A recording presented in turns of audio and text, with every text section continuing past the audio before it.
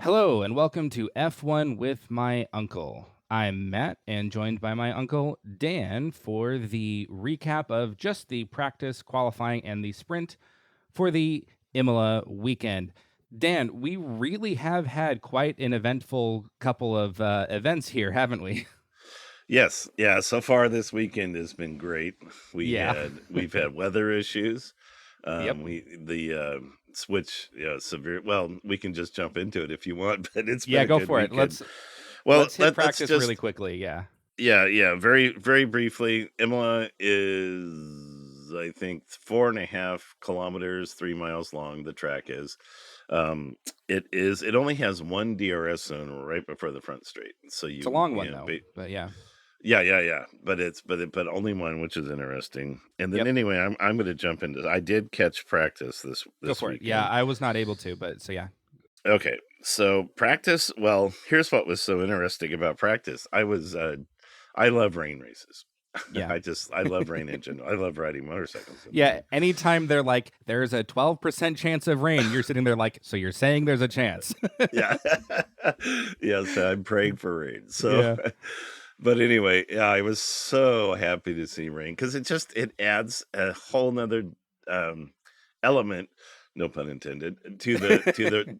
Yeah. It adds a really interesting thing to the racing element because what I find is that teams that typically don't do well tend to excel because there'll be crashes, there'll be spin outs, and sometimes the lead drivers go off. And then some guy who's really good at running in the wet, but they're normally a midfield team, they can do well. So it always adds something interesting to it. But anyway, Yeah. so it did. But here's the problem. We had one practice session on Friday and then one on Saturday, one today before the sprint race. Yeah. And with rain being present, you effectively lost the first practice, which means in effect Oh, interesting. there was only one dry practice, and that was this morning. Oh, yeah. So, effectively, they went into qualifying, which was also rained out not rained out, but it had rain. You went into qualifying blind, effectively. Yeah, they didn't get to, they had to start on full wets, Right, which is right. my other note. They started practice on full wet tires and Wow. they switched to inters. And then at some point they went to slicks, but Yeah. as the track dried out a little bit, but they tried to, and then they had to go back to inters by the end of it, to be honest, because there were some crashes and things. But Yeah. anyway, what we saw in practice, I noticed that Latifi's Williams is continues with reliability issues. Yeah. Um, the first complaint he had about the car was it kept going into anti-stall mode when he's trying to drive it. So I'm not Interesting. entirely sure what the full implication of that is or what Interesting. causes it. Yeah. Leclerc, and then basically almost everybody either ran wide in the wet and went through grass and or gravel, or they spun. I mean, Leclerc spun. Ocon was off in the gravel. Stroll ran wide multiple times. Wow. And so I think even Alonso ran wide several times, but Stroll spun, ran wide. He was almost at the top of that list, which just tells me he's not a good rain driver. So it's something to keep an eye Mm. on with him in the future. If they're racing in weather, my guess is Vettel's going to vastly outperform him for that reason because Vettel tends to be pretty good in the wet. Yeah. At the 24-minute mark, Perez topped the charts, followed by Leclerc, Sainz, and Max. Hamilton was third from last in practice. And then, more spins off into the gravel. Leclerc ran wide several times. He went through the grass. Alonso goes wide. Mick Schumacher went to P5 during the first practice, which was he liked. Nice. He's like his dad. He does well in rain, which I thought was really interesting. Nice. Norris beached his car, but managed to get in the gravel, but managed to get it back on the track. But it did create a red flag. There were 5 minutes left. They came out with about 5 minutes left. Ferrari was dominant in practice. That's the one thing that I Mm. had for sure. Yeah. Um, I noticed that Hamilton, right off the bat, the first transmission he had to his team was, "I have no grip." I mean, and this was pretty early on. Mm. And then Bottas went into the barrier through the gravel. There was no visible damage, but that's how practice ended. There were like 3 or 4 laps left, and then Bottas Wow. basically went through the grass, the gravel, bumped the wall, didn't really damage the car, but it red flagged it. And the rain was coming down harder. So it had been dry. Wow. And with the rain coming down harder, nobody was going to set better times. So that effectively ended practice one. So Okay. there was a very brief period of time where it was mostly dry. They were on inters. There may have been a few on slicks, but they were able to set their best times. And then, everything, it was effectively over. So this was not only a single practice session, but it was, um, it was, it was brief. It wasn't even a full practice session.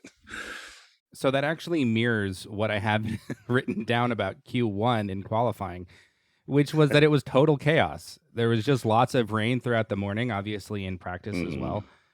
It was drying, but not that much. They started Q1 on slicks. Actually, all of Q1 was on slicks, but that didn't stop the chaos from ensuing. So Yeah. very early on, we had Albon's brakes. They just literally exploded. They were on fire, and then the broadcast cuts to it on fire, and then it literally just blew up. It Oh, was yeah. it was crazy. It blew up real good. I mean, it created a huge cloud of smoke and parts flying out of it was kind of impressive, to be Yeah, honest. no, it looked awesome.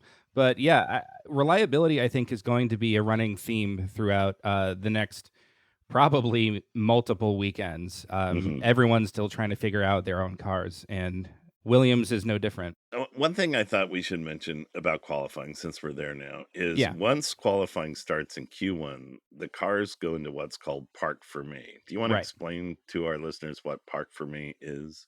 It basically means you can't do anything to the car. You can't change out the wings. You can't change out any of the major components. I believe there's some parts that are exempt. As far as I know, your setup is your setup, but you Yeah. can change safety parts. In other words, Okay. you can change tires and you can change brake parts. If there's any part that's going to create a safety issue, but I believe the FIA sends somebody to oversee what you're doing. Right. Yeah. They don't want you changing anything at all. They want you to be just locked in. No, but as far as your suspension settings and your wing settings, once you start Q1, the car, you have to pick your setup and live with it. Yep. The And car's locked in. and that's in Q1 of qualifying on Friday this weekend. And the interesting thing was, like you said, it was kind of wet, so the cars were set up yesterday for today's race, which is Yeah. interesting. Yeah. So in Q1, it was pretty crazy. The top of the charts changed about a dozen times within the last few minutes of Q1, which sometimes happens in Q3, but rarely in Q1. And after Albon's brakes blew up, I believe it was red flagged for that because there were parts all over the track. After it restarted, Latifi spun twice in the same corner and then set a poor time. Hamilton and Russell were feeling the lack of an upgrade this weekend just because like they did not set competitive times at all. I noticed that they were bouncing in and out of the drop zone Yeah. like 3 or 4 times during even Q1. They were bouncing in and out. Yeah, Hamilton was down into 17th and then set a time at like 13th, and then he got dropped all the way back down to like 15th and then set a time at like 13th again or something like that. It was just like Yeah. it was not yeah, it was rough. And there was a time or two where he would like jump up to 7th or 8th and you go, okay, that's not bad. But then Yeah. within a minute, as the faster teams started logging times, he would just go, he'd start tumbling down the charts, and it was like, oh man, that car is really slow. The Yeah. Mercedes.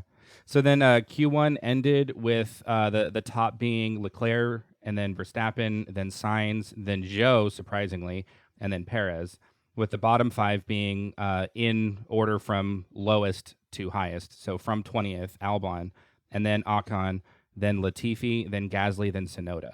So rough showing for the AlphaTauris there. Yeah, and Ocon's car at first they had to retire it after Q1, and initially they said it was brakes, but I noticed in a post race or post qualifying conference he alluded that it was the gearbox they had problems with. Interesting. Mhm. Yeah, the Alpines are having a lot of reliability issues lately, so we'll see. Yeah, Then moving on to Q2. The rain was coming in, and it was chaos in the pits as everyone was trying to get out on track and set a time before it started raining. Yep. That is a fact. In fact, Hamilton in Q2, he was so intent on getting out that he drove over a tire warmer that was kind of laid Right. across the tire. Yeah. It didn't even occur to him to make sure it was off. He just had to get out there. They were struggling that. Yeah, like he drove onto it and then stopped because he noticed Yeah. he was on it. And then they were Yeah. trying to get it out and it couldn't. And he ended up Yeah. wasting, I don't know, 15, 20 seconds trying to play with the thing Yeah. before either they pushed it back or he got into reverts or something and they rolled off of it to get it out of the way and then he left. It was just Yeah, and those are mistakes you just don't see from Lewis or no, or from Mercedes, Mercedes in but general. yeah. Yeah. Mhm. Yeah.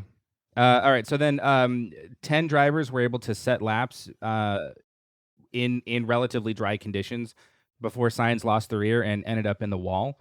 Uh, Yeah, and that and he what was makes doing that so a well too.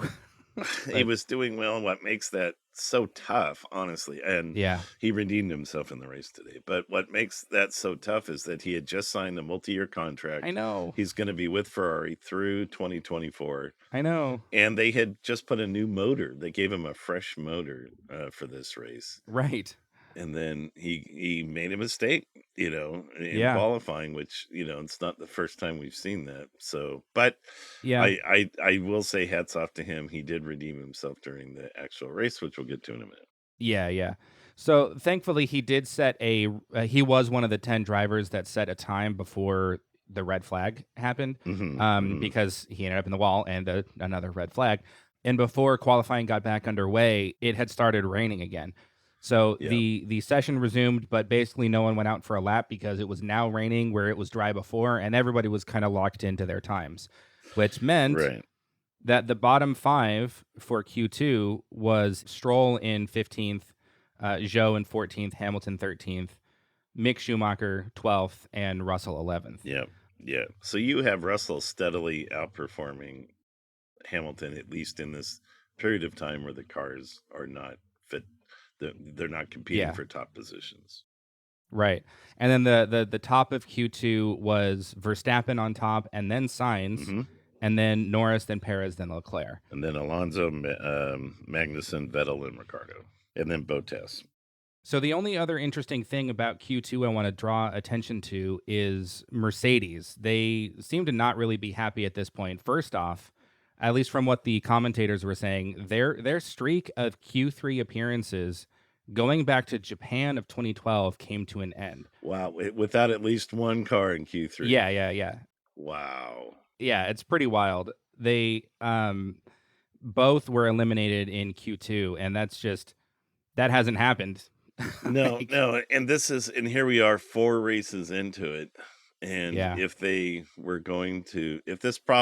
problems they're having, which I think could possibly be multiple, if it was gonna be resolved, or if they were in the process of resolving it, that wouldn't be happening in the 4th race. Yeah.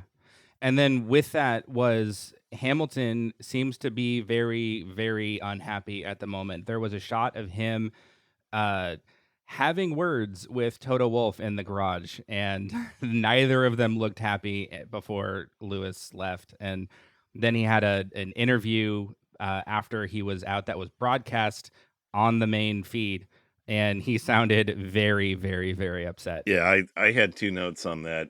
Number 1, to my ear, when they did a in cockpit, when they were following Hamilton around the track, which they only did a little bit because he was so far back.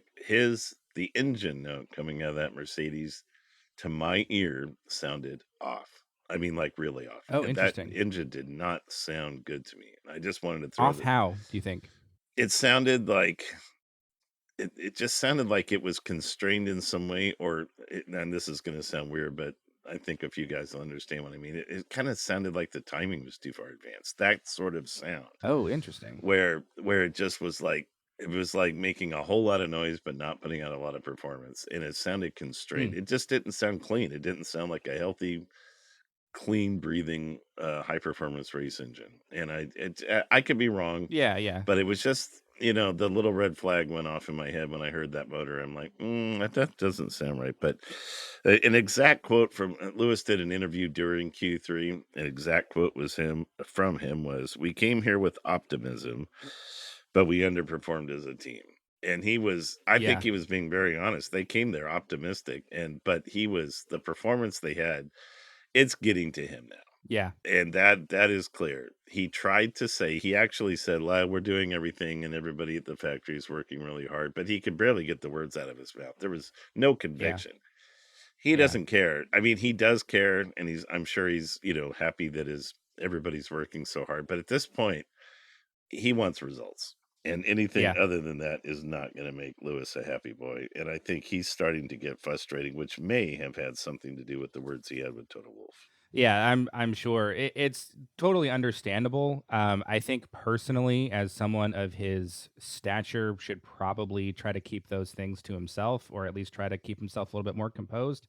But it is totally understandable if you're a seven-time world champion and you've been dominant for how long, and you suddenly come into a new season and you're not just behind, you're way behind. That's got to be just devastating. Well, Lewis is one of those guys that wears his heart on his sleeve. True. He's not good at putting on airs or whatever he's feeling, he's going to telegraph for better or for worse. And True. you can look at his eyes and you can tell even when he's kind of giving the party line but doesn't mean a word of it. You can tell. Right. Right. I Yeah. mean, he's some people are just bad liars, Yeah. and he's kind of that way, but he's honest. He just can't, Yeah. he can't hide what he's feeling. And, a lot of people are like that. And in Yeah. this case, but the frustration was, I felt like he was sad and I felt kind of bad for him. Like this is really hard on him because he's Yeah. trying everything. But Yeah. the car is so bad right now. It's holding him back. And I think it must be extremely frustrating. Yeah. I'm sure. So Q3 then, it was wet throughout and they were on inters pretty much the entire time, which made things quite spicy. Hmm. We had Leclerc, Max, and several others almost went off the track, and a few people actually did go off the track, like Magnussen, who lost it and skipped across the gravel, but very, very cleverly hit the gas right before he came to a stop and kept the momentum going to where he could actually get to the side kind of emergency lane and was able to do like a 8-point turn and actually get out, which was really cool. Yeah, he it was kind of funny. He caused the red flag, Yeah. and then his own red flag allowed him to get back to the pits and change tires and get the Right. car ready to continue. Yeah, because he had stopped, and so he was sitting there for a while, and then they threw the red flag. But then he was able to get back on track and keep going of his own accord. I had a note at that point. There was a little less than 9 minutes left after the red flag Yeah, period was over, but the cars.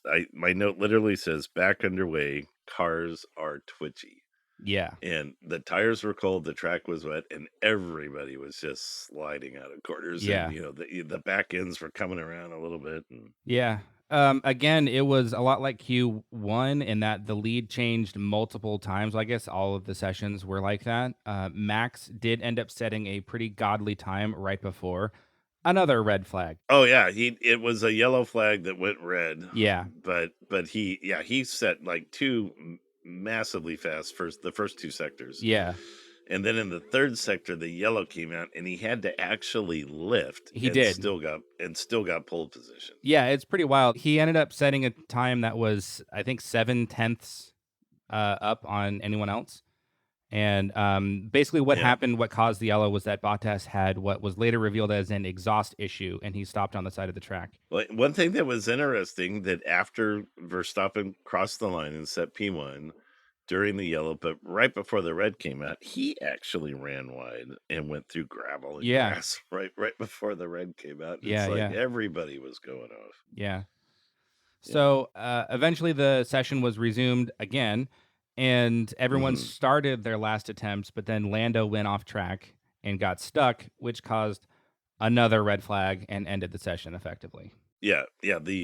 Basically after the red flag caused by Bottas, the running order did not change to the end of the race. You had Correct. Verstappen, Leclerc, Norris, Magnussen, Alonso, Ricardo, Perez, Bottas, Vettel, and Sainz were the Yeah, top 10. yeah. So Sainz was able to get into Q3 based on his time set in Q1, though he was out and had to just default to 10th. And then comes today, the sprint race. Yeah, the sprint, man, that was. I found myself really enjoying it, and I wish I didn't like it as much as I do. But that's kind of tying Why? on to our discussion from Wednesday's video. But Yeah. Yep. yeah, it was good fun. It's racing, and it's glorious, and it's fast, and Yeah, and you can see in that first lap, one of the first notes I have is, "Wow, everybody's bumping wheels." yeah, true. You know, this was like a little bit of NASCAR out there on that first lap today, and that shows you that everybody's going for it. And open wheel racing is very dangerous, Oh but I yeah, mean, you can't really afford to do that at all. But it didn't seem to bother yeah. most people. Well, I guess we should start by saying the race was dry today, which was good. Unfortunately. Yeah. But yeah, so at the very start, Max had what it looked like he just got a slow start, but he claimed it was a gear sync issue to start with, and he got Yeah. passed by Leclerc off the gun and almost passed by Norris behind him. Yeah, turn 1, Leclerc took the lead, much to the, joy of the Tifosi there in Italy, Yeah, but Leclerc actually got past him before they even got to the corner. And Norris was side mm, by side with him on the yeah. straight going to the corner, but Max was able to just outbrake Norris and keep second. So Yeah, that was actually a Max had to fight for a second. yeah, yeah, pretty wild. And then I also have that Magnussen made it up into fourth, and Perez made it up into fifth, both of which started further back. Yeah. Alonso lost a few positions and may have been having more technical issues, not really sure. And Sonoda got away pretty well, but both Mercs lost out. Russell lost one position, and Hamilton lost two on the opening lap. Yeah, they tumbled. As the race began, they tumbled back to Yeah, the ranks, and yeah, they never and really left. all of that was just lap one, and then there was contact between Gasly and Zhou, and Right. that ended up with Zhou in the wall. It seemed like it may have been Zhou. He was on the outside of the corner, and he may have not left enough room on the inside. It was kind of hard to tell, but it was just deemed a racing incident, so it is what it is. Yeah, it was deemed a racing incident. I watched it. It's like, yeah, that's gonna happen. Yeah. Brought out a safety car, but during the safety car period, Gasly was able to, get his nose replaced and rejoin the race, which Yep. was good, New but tires and Joe's all day that. was Yeah. yeah, Joe's day was over. Yep. And he actually recovered pretty well. I think I don't remember. I didn't write it down, but I think he finished something like 15th, 14th, somewhere in there, where he was at the back. And in a sprint, that's pretty good to recover that much. So, Right. And then the other thing I wanted to talk about was at some point Magnussen during this general period of time he yeah. weaves on the straight. Uh, like, why was he doing that? What was going on? Yeah, And it was also on the opening lap. From the replay, it looked like he was yeah, trying to warm his tires. It was the kind of motion that you would do to warm up your tires. But when you have a very antsy Sergio Perez literally right behind you, that's not allowed. And so he shouldn't have been trying to do that. But it seems like that's what he was trying to do, was just warm his tires. But that doesn't matter. He was issued a black and white flag for it. yeah, he got a black and white flag. He did not get a 5-second penalty like Stroll did in the previous race. Yeah. But the only reason was they deemed that he didn't impede Right. anybody. Right. You know, he did have traffic but behind him, but he didn't impede them. At that moment in time, it didn't cost anybody a position, and he wasn't blocking Right. anybody. But it was just a dumb move. Yep. So Yep, and then the restart on lap 5 after a 4 laps or so on behind the safety car. The start of lap 5. Honestly, not much happened with the restart. Leclerc started because he gets to set the pace and when they actually take off, and he did that mhm. very very early, and so not a lot actually ended up happening with the restart. But then the beginning of lap 7, Sainz passed Alonso without DRS, which was pretty good to see, though in fairness, Sainz has a far superior car, so that's kind of not surprising. Yeah, and that was one of the only passes like that we saw without, the assistance of DRS in this race, which was It's the only one that I can recall. yeah, there may have been a little jockeying in the, Yeah. back of the pack, like with Lewis being slow at the beginning or somebody getting off slow, Yeah. but for the most part, Imola has, like I said at the beginning, a history of being a hard track to pass on. Yeah. And these cars, um, they were supposed to, we kind of expected to see a lot of passing. And again, DRS, they were talking about doing away with it after this year. But I'm telling you, with that DRS, there wouldn't have been much passing, and the passing was only done in the front straight after going through the DRS zone. Yeah, I So my very next thing I wrote down was that Perez lined up Magnussen with DRS, and it was a ridiculously easy pass, and that DRS looks super yes, strong. So, yeah, it really, and Bottas passed Vettel. yep.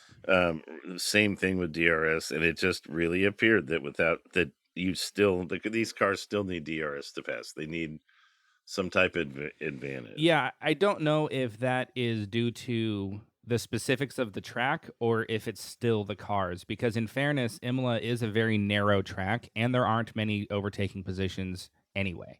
So, Well, we saw it in Australia as well. Then we had the same comments after Australia. again, same deal. It's kind of a street track. So, I think Well, we just yeah, need but more then in data. Jeddah, in Jeddah, it was the same thing too. So, and that's a narrow track. So there's enough of these tracks to where at some point we have to go, okay, that this is really not fixing the issue they said it was. Yeah, I think what we're ending up with, because I also noticed that during the sprint, I think what we're ending up with is cars that are very easy to follow each other, but still not quite Yeah, easy enough to actually overtake. yeah, That was something else I noticed all throughout the sprint, was that cars were following each other very closely. They were just kind of hanging out right behind the other all throughout the lap. There wasn't just like on the straights, it was throughout the corners, throughout the chicanes, everything. Like it didn't seem to matter. So, Well, that and when they redesigned the cars, they specifically, and this is what led to porpoising and everything, but they redesigned them specifically so that they could follow in the dirty air, follow closer behind the car without having the grip in the front wash out. And that appears to have been successful. yeah. But the corollary to that was there was kind of an assumption that under those circumstances it will make passing easier, and it might on some faster tracks like Coda here in America, in Austin. Yeah, I really think we just need more data. I do think it's something that we should definitely continue to keep an eye on, is Yeah, how necessary DRS ends up still being. But so far, it's a mixed bag, leaning in the favor of it's still needed. So, yeah, yeah. Well, it's clearly needed now. Or I don't even know if Max would have got around LeClerc without it. no, I don't think you would have. Yeah. No, Yeah. so it's having a huge impact on the race results still. Oh, yeah. I just had a note that within the first 14, 15 laps of the race, that Leclerc was repeatedly setting fastest lap. Oh, yeah. Now, eventually, that Perez set fastest lap, and I believe that the race ended with him maintaining that. Yeah. But yeah, Leclerc's, and that has to do with honestly, Leclerc's tires went away toward the end, and Yeah. Red Bulls didn't Yeah. as much, which is going to be, there's no pit stops in these races unless you have a problem in the sprint race, unless you have a problem. So in the full race, Yeah. we'll have to see how that plays out. But Yeah, definitely. his that Ferrari on good tires, that Ferrari is fast. Yeah. Yeah. For a while, Max just kind of hung out just outside of Leclerc's DRS and didn't seem like he was able to get back into it. But we found out later on that he was just kind of biding his time and Hmm. watching his tires, charging up his batteries for the attack later. But let's not get ahead of ourselves. Perez got past Norris and Ricardo got past Magnussen. So Yep. both McLarens ended up in fourth and fifth with both Red Hmm. Bulls ahead. So it was Leclerc and then Max, then Perez, and then both McLarens. So I think this was pretty cool. Maybe the McLarens are actually back because they stayed there pretty much throughout the rest of it. Sainz ended up passing them both, but they ended up finishing right together, right behind the Ferraris and the Red Bulls. Yeah, they're where Mercedes. Well, Mercedes should be in the top, but Yeah, honestly, they should at least, the McLarens are at least where Mercedes should be, and they're doing really well. yeah, yeah. The other thing I wanted to mention about Perez, though, was that he did start seventh, and he made it look really easy getting all the way up into third. And now, in fairness, he has a better car substantially, so more than all the people he passed, but he was just just overtake, overtake, overtake, and he just made it look really easy to get up into third. Well, so he had 4 overtakes, but it took him 21 laps to do it. So I didn't see it quite that way. I mean, he did have the faster car than the people he overtook, but he had to work for it. And without DRS, I'm not sure he would have got to P4. Yeah, and Sainz starting 10th ended up finishing 4th, and he had a Yes. fantastic recovery drive. When we saw Oh, he did. when we saw yesterday, it looked like the pressure was continuing to get to him. Today, he just kept a cool head, was patient. He didn't try to push things too far. He didn't try to overtake in a risky spot. He was just patient and worked his way through the field, and he did a really, really, really good job. So what that means is for the Grand Prix tomorrow, we have Red Bull and Ferrari, Red Bull, Ferrari, teammate behind teammate. It's going to be Yeah. man, that's going to be fun. Oh, yeah, that's gonna look great. And so the last closing section, it was maybe 5 or 6 laps or so, was really fascinating to watch how Max was handling the closing up to Leclerc and then the finally overtaking him. Hmm. I thought that was just really strategic driving where he recognized early that he wasn't able to, maybe he just chose rather than wasn't able to. He just chose to not hang with him and wait until the later stages of the sprint to actually close up. And so he did that. He then put in, he was hanging out behind Leclerc for like, second and a half behind Leclerc, and then put in some monster laps and caught all the way back up into his DRS. And then he needed a couple of laps with the DRS He did. to actually overtake. And I think that was because Leclerc saved his battery to use while Max had DRS so that he wasn't able to pass as easily. But then he eventually ran out of battery and Max Well, overtook. and Max may have saved his battery for Yeah, to yeah. add it to DRS. You know, that Ferrari's fast in a straight line. There's just no two ways about it. Yeah, yeah. It bounces like it porpoises like crazy, but man, is it quick. It's still fast though, yeah. Yeah, and what I saw is, like you said, Max did not have DRS for a while. He was about a 1.5, 1.6 seconds behind, Yeah. 1.4 behind Leclerc, and then he got within half a second, point 0.6, and he stayed there for a couple laps, and then Yeah. but on the lap he passed him, he got down to basically like 0.24 seconds, a quarter second behind him. Yeah. And then with DRS and probably the battery and everything else, he was able to get around him. And even then, it wasn't like he was way around him. They were No. he just got a car length in front of him. Yeah. But the key is after that, he walked away. And Yeah. Leclerc's tires were done within, and this is only one lap before the end of the race. By the end of the lap, he was over 2 seconds in front of Leclerc. Yeah, Max just completely pieced out and made up over 2 seconds. He was maybe close to 3 by the actual end. And Mhm. and that was in a lap and a half's time. Like that was pretty, maybe 2 laps, but yeah, it was pretty crazy. He just pieced out completely. Yeah. Okay, the final finishing order then for the top 7 in the sprint race, I think that's 7. Yeah, it is. We had Verstappen, Leclerc, Perez, Sainz, Norris, Ricardo, and Bottas. And then who was last? Who was in 8th? Magnussen. Magnussen. Okay, but Valtteri Bottas had just a great race today. He did Oh really yeah. well, and he finished 7th. This must be so amazing for him. Oh yeah. Here's Mercedes also rans in the back Yeah. of the pack, and here's Bottas in 7th place in his his Alpha Sauber, Alpha Tari or Alfa Romeo. He's just the happiest guy in the world. So you know that Bottas has got to just absolutely be loving it right now because I know we've touched on this before and we'll probably continue to touch on it throughout the rest of the year is that he went from this wingman underling position at Mercedes to the leader of a team that's actually on the up and actually competitive, and that's just got to be such a great feeling.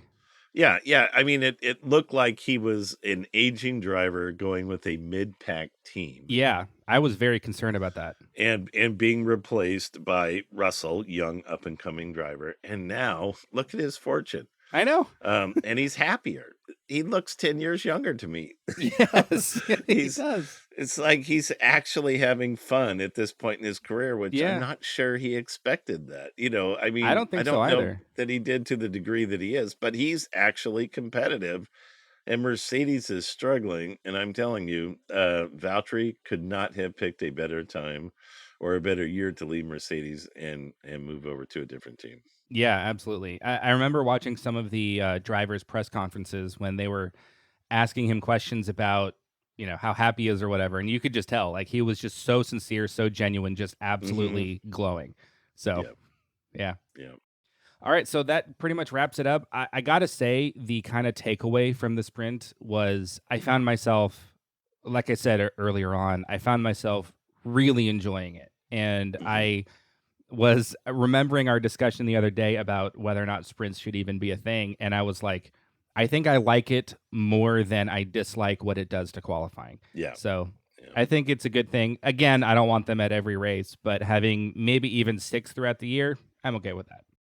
Yeah, I loved it too, I enjoyed it, and one thing I like about it is, when you don't involve the pits, you get down to just drivers and cars, and every lap is important. You don't have a lot of throwaway laps in a race like this, True. people are changing positions in basically what they do, 21 laps. Yeah. Every lap is important in 21 laps. Oh, yeah. So, and that's what it's a sprint. You're Yeah. sprinting to the finish and to set the grid, but it's a race. I almost see that the setting the grid at the end is almost perfunctory to who wins. These are race drivers and it's a race and they want to win. Yeah. And oh, by the way, this also sets the grid pattern for the Grand Prix on Sunday. So that's kind of how I feel about it. They just enjoy racing. Yeah. Yeah. And I thought today's like it was literally every lap was important and kept my attention. And I never even got up to like refill my coffee cup. It's like I just Right. stayed glued to the race. Yeah, effectively is just one stint cover to cover, and whoever manages it the best comes out on top. So, Yep, yeah, absolutely. Well, I can't wait for tomorrow. absolutely. We will be back. The episode will probably go out Monday for the review of the Grand Prix tomorrow, and I'm looking quite forward to it. I always like Imola, so it hasn't disappointed so far. But yeah, so that was our thoughts. Be sure to let us know in the comments what you thought of the first sprint of the year, and we will be back on Monday. So until then, thanks so much for watching and take care of yourselves.